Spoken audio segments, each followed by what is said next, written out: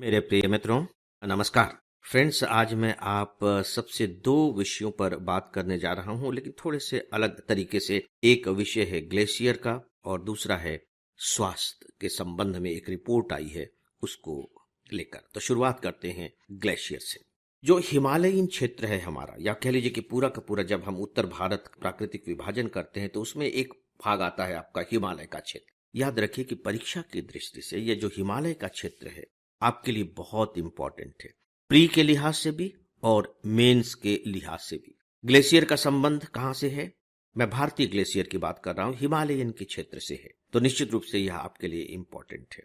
और दूसरी बात, अभी अभी तो आपने सुना है और पढ़ा भी है कि बाकायदे क्लाइमेट चेंज को हमारे सुप्रीम कोर्ट ने हमारा मौलिक अधिकार बना दिया है, राइट? और ग्लेशियर का संबंध किससे है? क्लाइमेट चेंज से है। इसलिए हमारे लिए और भी अधिक इंपॉर्टेंट हो जाता है। ग्लेशियर क्या होता है, क्या नहीं होता है, कैसे बनता है, इसके बारे में मैं बातें करने नहीं जा रहा हूं। मैं बेसिकली एक हाल में ही आई रिपोर्ट से आपको अवगत कराना चाहता हूं, इस विषय पर आपको अपडेट करना चाहता हूं, जो आपको अधिक से अधिक मार्क्स दिला सकेंगे और आपको इस विषय पर एम्पावर्ड भी कर सकेंगे। केंद्रीय गृह मंत्रालय का एक डिवीजन है, डिजास्टर मैनेजमेंट डिवीजन, और हिमालय पर्यावरण एक्सपर्ट की एक टीम, इन दोनों ने अभी एक रिपोर्ट तैयार की है 1 साल के अध्ययन के बाद। और वो रिपोर्ट क्या कहती है?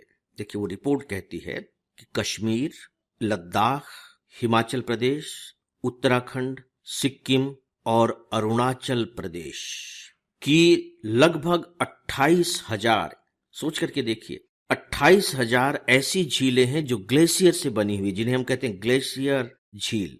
ये जो टोटल 28,043 जो ग्लेशियर झीलें हैं, इनमें से 188 झीलें, 188 झीलें कभी भी बड़ी तबाही का कारण बन सकती हैं। हालांकि सुनने पर आपको लगेगा कि 28,000 में 188 कोई खास बात तो नहीं है, लेकिन इसके दो इंपॉर्टेंट पॉइंट हैं।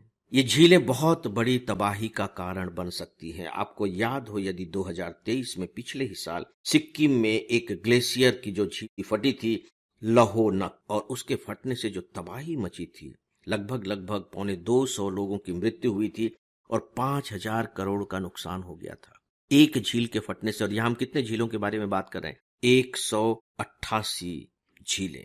देखिए, जब हम नॉर्थ ईस्ट की बात करते हैं तो नॉर्थ ईस्ट में यहां केवल 2 राज्यों की चर्चा की गई है, जो आपको मालूम होना चाहिए। जिन झीलों को लेकर के हम यहाँ बातें कर रहे हैं नॉर्थ ईस्ट के, वे हैं सिक्किम और अरुणाचल प्रदेश, राइट? और बाकी जो राज्य हैं, कश्मीर, लद्दाख, हिमाचल प्रदेश, उत्तराखंड, ये तो सब आप हिमालय क्षेत्र के राज्य हैं ही हमारे, आप जानते ही हैं।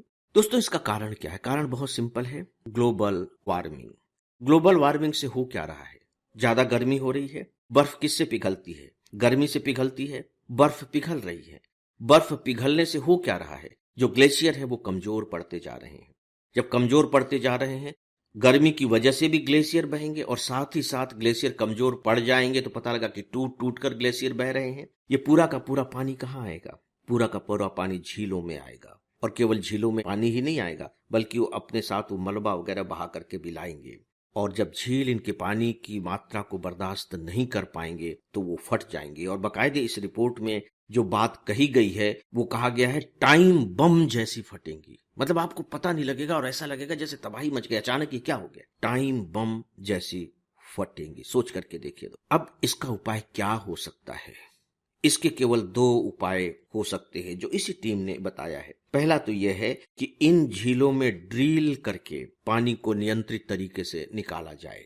ड्रिल करके, इसका मतलब है कि उसे पंचर कर दिया जाए, छेद किया जाए झील के अंदर ही अंदर कहीं, ताकि उसका पानी धीरे धीरे बह करके निकल जाए। या फिर दूसरा ये होता है कि अंडरग्राउंड टनल बना करके, कोई अंदर ही अंदर सुरंग बना करके पानी को दूसरे क्षेत्रों की तरफ मोड़ दिया जाए, ताकि इन झीलों में जो पानी की मात्रा है वो ज्यादा इकट्ठी न हो पाए। क्योंकि अगर पानी ज्यादा इकट्ठा हो गया तो सीधी सी बात है कि वो टाइम बम जैसे फट सकते हैं।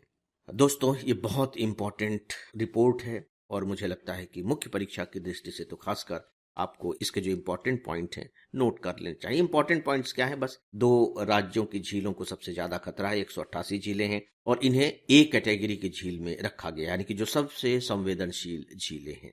फ्रेंड्स, एक रिपोर्ट आई है स्वास्थ्य खर्च को लेकर। इस रिपोर्ट के जो बहुत इंपॉर्टेंट पॉइंट्स हैं वो मैं आपके सामने रख रहा हूं।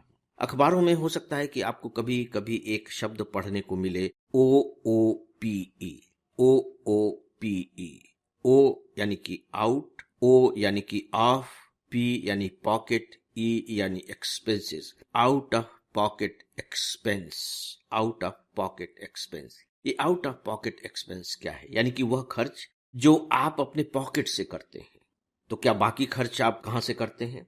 इसका मतलब यह हुआ कि बहुत से ऐसे क्षेत्र हैं जहां सरकार खर्च करती है, जैसे स्वास्थ्य का क्षेत्र। आप अस्पताल में भर्ती होते हैं, सरकारी अस्पताल में, तो वहां सरकार उसका इलाज करती है। तो सुनने में ऐसा लगता है जैसे कि सरकारी अस्पताल में हम भर्ती हो गए हैं तो जो सारा खर्च है अब सरकार उठाएगी, हमारे पॉकेट से कुछ नहीं लगेगा। लेकिन सच्चाई यह नहीं है। आपको अपने पॉकेट से भी बहुत खर्च करने पड़ते हैं। आप जब सरकारी अस्पताल में भर्ती हो जाते हैं तो पता लगेगा, डॉक्टर कहेगा कि आप ये दवाई मंगवा लीजिए बाहर से। आपको दवाई बाहर से मंगानी पड़ती है। ये टेस्ट करा लीजिए, अस्पताल में उस टेस्ट की सुविधा नहीं है तो वो टेस्ट आप बाहर से करा रहे हैं। रहने का भी आपको कुछ खर्च देना पड़ रहा है। तो ये जो खर्च है आपके पॉकेट से हो रहे हैं। ठीक है, दूसरे खर्च आप नहीं दे रहे, लेकिन ये खर्च तो आपके पॉकेट से हो रहे हैं। इसे कहते हैं हम आउट ऑफ पॉकेट एक्सपेंसेस। अभी ये जो रिपोर्ट आई, और ये रिपोर्ट विश्व स्वास्थ्य संगठन की है, उसके अनुसार जो एक भारतीय है वो अपने पॉकेट से अपने स्वास्थ्य पर लगभग 48% खर्च करता है। यानी कि 50% मोटे तौर पर कह लीजिए। मान लीजिए कि वो बीमार हुआ और 10,000 रुपए टोटल खर्च होना था, तो बाकी तो सरकार ने दे दिया, लेकिन 5,000 रुपए उसे अपने पॉकेट से खर्च करना पड़ रहा है। जबकि विश्व में जो इसका औसत है आउट ऑफ पॉकेट एक्सपेंस का, वो लगभग 18% का है। आप सोच करके देखिए, दुनिया में 18% है और हमारे यहाँ यह लगभग 48% है। तो जो हमें अपने पॉकेट से खर्च करना पड़ता है, उसके परिणाम क्या होते हैं? उसके परिणाम ये होते हैं कि फिर से विश्व स्वास्थ्य संगठन के अनुसार कि लगभग 5.5 करोड़ भारतीय हर साल गरीबी रेखा की सीमा तक पहुंच जाते हैं। ले दे करके किसी तरह से वो गरीबी रेखा की सीमा से ऊपर आए थे, लेकिन स्वास्थ्य के लिए जो खर्च करना पड़ा, फिर से उस खर्च ने उन्हें गरीबी रेखा की सीमा के आसपास पहुंचा दिया या उसके नीचे ढकेल दिया। इसी रिपोर्ट में यह भी कहा गया है कि लगभग 17% परिवार, 17% परिवार की बात कर रहे हैं हम, 17% परिवार के लिए यह जो OOPE है विनाशकारी सिद्ध होता है। विनाशकारी। और एक रिपोर्ट यह भी बताती है कि ये जो स्वास्थ्य का खर्च बढ़ता चला जा रहा है, इसके कारण बहुत से परिवार अपने भोजन में पोषक तत्वों को शामिल कर ही नहीं पाते, किसी तरह से ले दे करके अपना पेट भर लेते हैं। और गांव में तो यह स्थिति और भी ज्यादा खतरनाक है। ग्रामीण क्षेत्रों में और भी बुरी स्थिति है, क्योंकि वहां तो जो सरकारी अस्पतालों के जो हाल हैं उसके बारे में बताने की जरूरत नहीं है।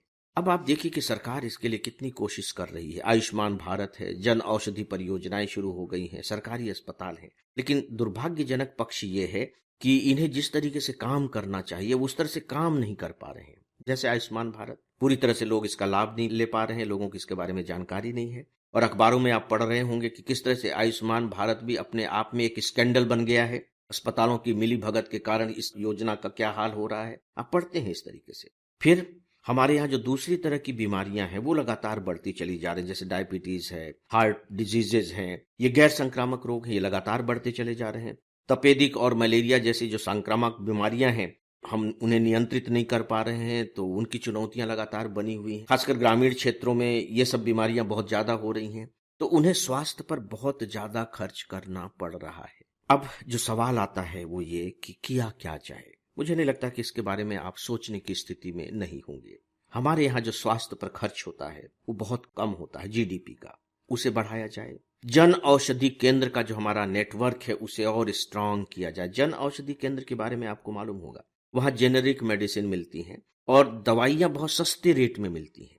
जो सामान्य दुकानों में जो दवाइयों के रेट होते हैं, उन्हीं दवाइयों के रेट जन औषधि केंद्र में काफी कम होते हैं। लेकिन इसके जो शॉप हैं, जो मेडिकल स्टोर्स हैं, वो बहुत कम है, इनका नेटवर्क बहुत ज्यादा नहीं है। तो जो है उनके आसपास के लोग उनका फायदा उठा लेते हैं, बाकी लोगों को तो फिर उन्हीं दवाई की दुकानों में जाकर के महंगी दवाइयां खरीदनी पड़ती हैं। जो हमारे प्राथमिक हेल्थ सेंटर हैं उनमें सुधार किया जाना चाहिए। जो प्राथमिक हेल्थ सेंटर है वहां जो डॉक्टर्स हों, वहां जो खासकर जो चिकित्सा कर्मी हों, वे बाकायदे ट्रेंड हों और पर्याप्त संख्या में हों, ताकि लोगों का विश्वास, लोगों का भरोसा इन सरकारी अस्पतालों पर हो सके। ये सब कुछ उपाय आप सुझा सकते हैं। और जब आपके दिमाग में इस तरह की बातें आती हैं तो प्री एग्जामिनेशन में जो विकल्प दिए जाते हैं उनमें से सही विकल्पों तक पहुंचने की स्थिति आपकी मजबूत हो जाती है। तो दोस्तों, इसके बारे में बस इतना ही। और फ्रेंड्स, इसी के साथ ही आज के इस डेली ऑडियो लेक्चर को अब यहीं समाप्त करता हूं। नमस्कार।